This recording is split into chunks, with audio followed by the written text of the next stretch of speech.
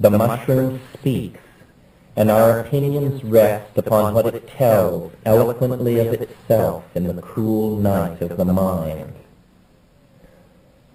I am old, older than thought in your species, which is itself 50 times older than your history. Though I have been on earth for ages, I am from the stars. My home is no one planet, for many worlds scattered through the shining disk of the galaxy have conditions which allow my spores an opportunity for life. The mushroom which you see is the part of my body given to sex thrills and sunbathing. My true body is a fine network of fibers growing through the soil. These networks may cover acres and may have far more connections than the number in a human brain. My mycelial network is nearly immortal. Only the sudden toxification of a planet or the explosion of a parent star can wipe me out. By means impossible to explain because of certain misconceptions in your model of reality, all my mycelial networks in the galaxy are in hyperlight communication across space and time. The mycelial body is as fragile as a spider's web, but the collective hypermind and memory is a vast historical archive of the career of evolving intelligence on many worlds in our spiral star swarm. Space, you see, is a vast ocean to those hardy life forms that have the ability to reproduce from spores, for spores are covered with the hardest organic substance known. Across the eons of time and space drift many spore-bearing life forms, in suspended animation for millions of years until contact is made with a suitable environment. Few such species are minded. Only myself and my recently evolved near relatives have achieved the hypercommunication mode and memory capacity that makes us leading members of the community of galactic intelligence. How the hypercommunication mode operates is a secret that will not be given lightly to humanity, but the means should be obvious.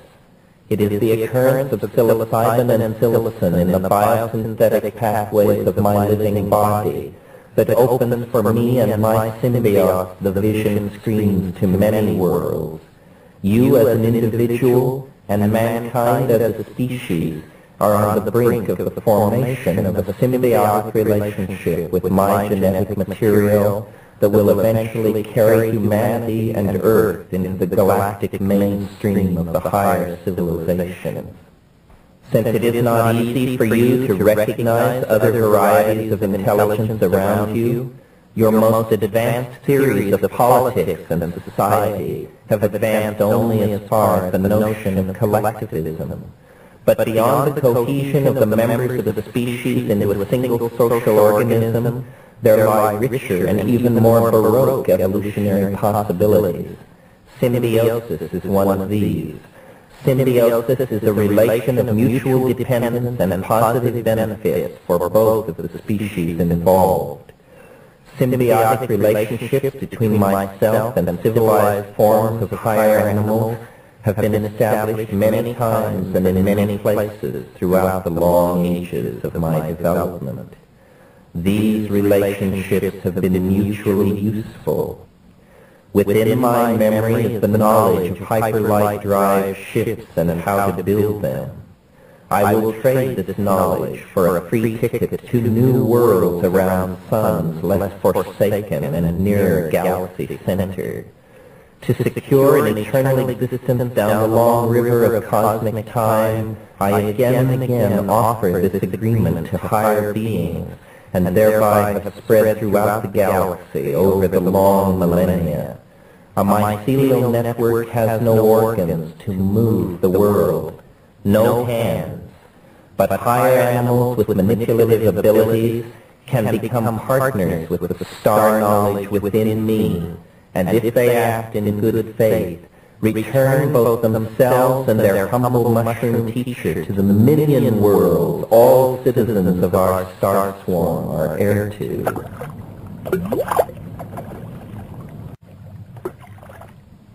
The mushroom alien may have seeded the stars with automatic biomechanical probes, immensely sophisticated by our standards, able to tailor-make message-bearing hallucinogens for the special ecological conditions that the probe may encounter, and to release virus-like pseudo-organisms that can carry the artificial genes into the nucleoplasm of the target species. This is a far more enduring form of message than a solid-state monolith on the moon or an orbiting monitor. The artificial genes may be carried along in the stream of evolution for literally hundreds of millions of years without substantial degradation of the message. The information carried by the probe and broadcast by the hallucinogens is modulated by the modalities of the evolving intelligence of whatever planet is contacted, but slowly the emphasis of the information available from the probe shifts. Predictions of good hunting, finding of lost objects, and the provision of medical advice is slowly superseded by the revelation of the extraterrestrial source of this information and the telos behind it, the star antenna and the entry into the hegemony of galactic civilization that it will bring with it. Speculative ideas indeed, but strangely enough, many of the most current calculations and ideas about the density of life and intelligence in the galaxy confront xenobiologists with the dilemma of why we have not been contacted. I will not go into details, but Ponnamparama and Cameron's scientific perspectives on extraterrestrial communication gives an excellent overview of current thinking on the subject. R.N. Bracewell's contribution, printed in the same work, was the basis of my own ideas about interstellar probes. I will summarize the state of the art thus. Current thinking concludes that the peak of the emergence of intelligence in the galaxy was achieved 10 to 100 million years ago, that most races in the galaxy are very old and very sophisticated. We cannot expect such races to appear with a trumpet blast over every city on Earth. Such an entry into history is tantamount to crashing into someone's house completely unannounced, hardly the sort of thing that one would expect from a subtle and ancient galactic civilization. Rather, they have always been here, or rather, their presence has always been here in the hallucinogens. When we understand this on our own, we will be signaling to them that we are now ready for the contact. We can send that signal only by following the instructions of the seeded genes and building the necessary apparatus. When that is done, somewhere in the galaxy, lights will flash the message that yet another of the millions upon millions of seeded planets in the galaxy has achieved the threshold of galactic citizenship.